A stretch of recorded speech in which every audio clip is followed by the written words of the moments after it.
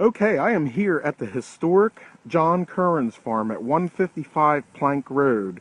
And I have met a wonderful person here today, and she's opened up her home here. So this is going to be an exclusive video series here on the John Curren's farm. John Curren's was a farmer that lived in this area during the Battle of Gettysburg in 1863. However, the farm goes back to the early 1800s.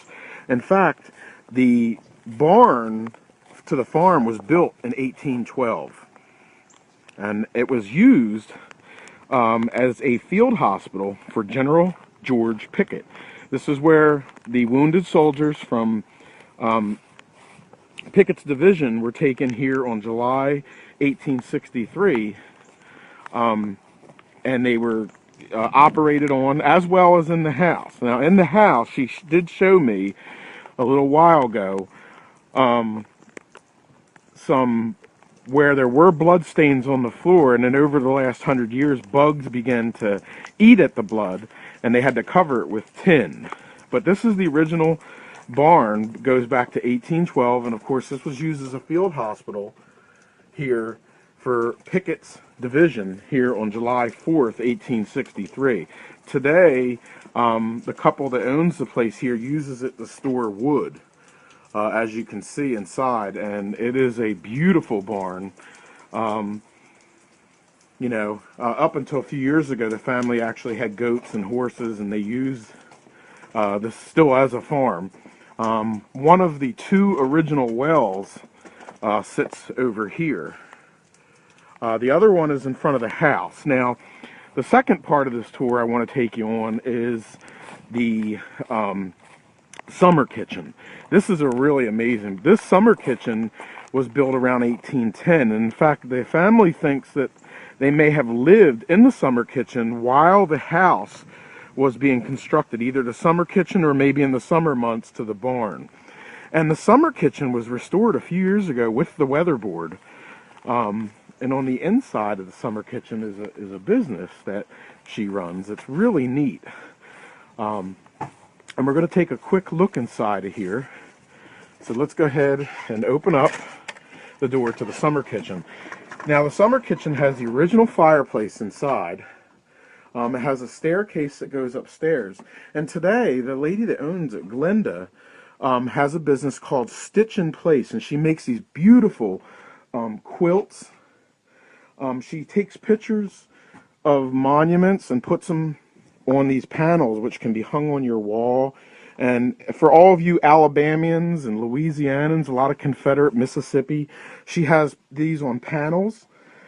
And then, like, for instance, this is one of my favorites. All 11 Confederate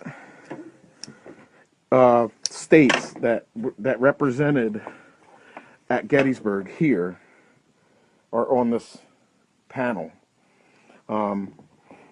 And again, this is Glenda Shedder's Stitch in Time.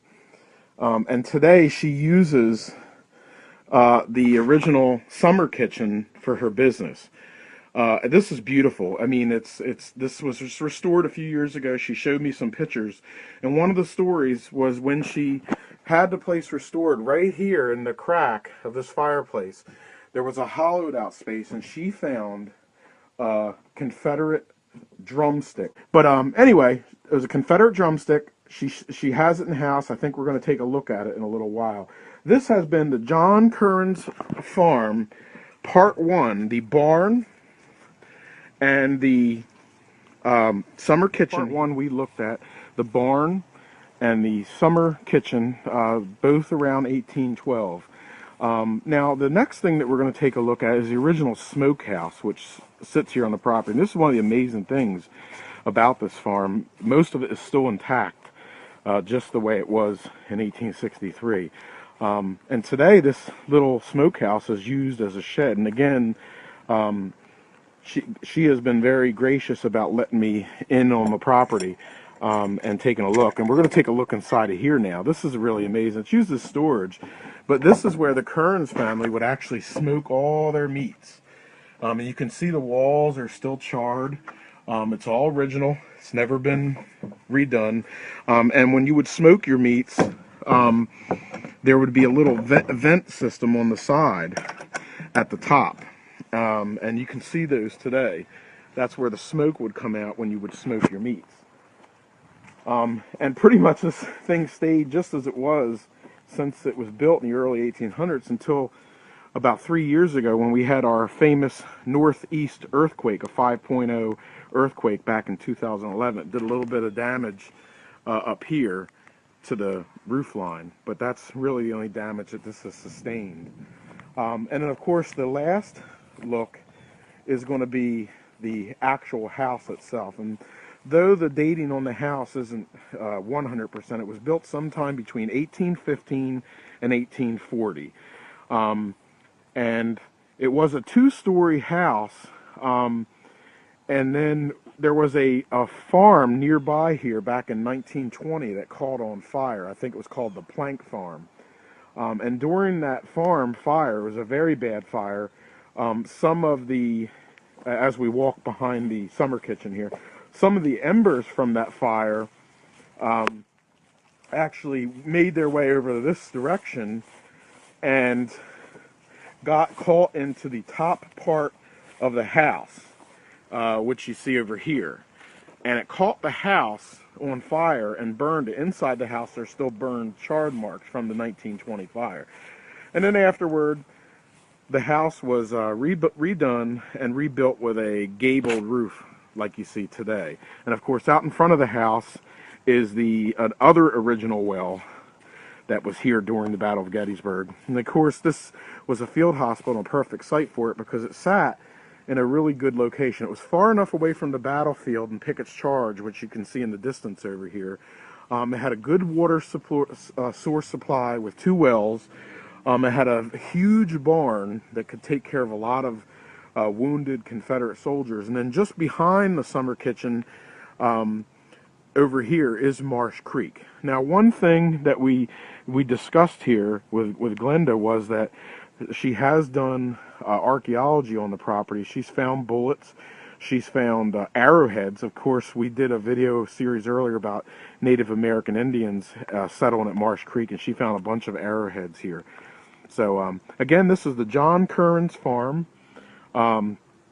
Here, part two, Curren's house, and I talked a little bit about outside some of the artifacts that were found on the property. And of course, being used as a field hospital with Confederate soldiers, there would have been, their equipment would have been taken from them. They were right here along Marsh Creek, which of course was settled by Indians about 7,000 years ago. These are some of the arrowheads that were found here on the property. There's some money over here. This little thing actually was used to melt lead to make a bullet with. Over here we have some buttons, some other buckles and such, and then these look like fired and non-fired 58 caliber mini ball style bullets. And this is one of my favorites. This is a watch, and it was a very fine made watch that was found here on the property, and who knows where this may have come from. It may have been from one of the Confederate wounded that were here in the field hospital under George Pickett. As I said earlier, on the floor, it is believed that a lot of the operations were done here in the house. And where they did the operations, of course, they would saw limbs off and the blood would drip onto the floor. And over a period of time, the blood got into the floor and insects began to eat away at the blood and, of course, made a hole. And it was patched over with a piece of tin here. This is the original part of the house here that we're walking in now, inside the John Curren's house. And again, this is used today, as we've seen inside the smokehouse, as a business called the Stitch in Place. And I'll give you guys some more information on that. It's at the historic John Curren's farm, and a phone number is 717-873-2484. And as you've seen, that work is beautiful. You can also find them on stitchinplace.com. So for all you Union and Confederate history buffs out there, if you want one of these beautiful quilts or panels that you've seen out there, in the summer kitchen, please give that number or check out that website. This has been Inside the John Curren's House, Part 3. Curren's Farm, Part 4. We're inside the John Curren's barn. You can see a little snake down here. You see him? Little guy over here. And there's probably some bigger snakes in here too, because these old barns filled with wood have snakes. What I wanted to mention, what she told me, was inside the four corners of the barn, they were built round. So on the outside, it's square, but on the inside, it's got this round. And back on some of these old barns, what they did was they built the insides round because they thought the evil spirits could no longer hide inside the barn. So back in that corner there, again, it's rounded. This is a real privilege, though, because this barn that goes back to 1812, this is an opportunity for me to be able to show this to.